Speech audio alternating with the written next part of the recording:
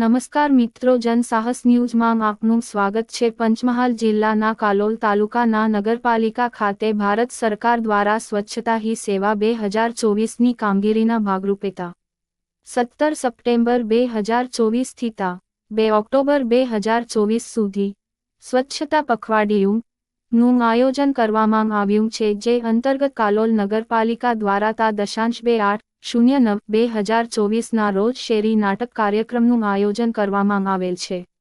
Reporter તુફેલ Sheikh, Kalol, Panchmahal. Jay Hind, Jay Bharat.